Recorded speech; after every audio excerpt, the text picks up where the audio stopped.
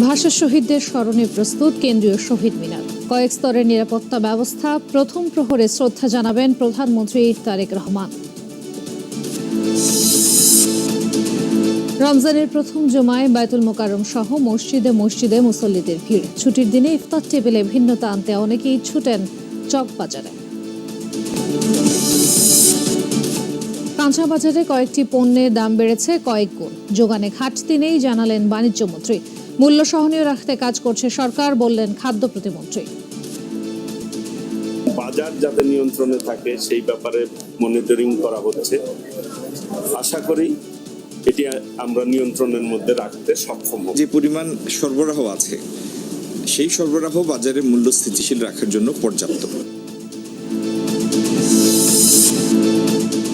নকলের মতোই মাদক, সন্ত্রাস ও কিশোর গ্যাং মুক্ত দেশ গড়ার প্রত্যাশা শিক্ষামন্ত্রীর। আগামী বছর থেকে নেওয়া হবে না পুনর্ভর্তির ফি জানালেন প্রতিমন্ত্রী।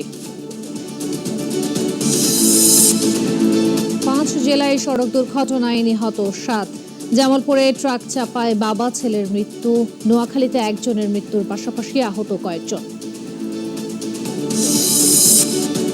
ইরানে মার্কিন হামলার প্রস্তুতির মধ্যেই তেহরান মস্কো যৌথ মহড়া। 2 সপ্তাহের মধ্যে চুক্তিতে না পৌঁছালে ভয়াবহ পরিণতি, হুমকি ওয়াশিংটনের।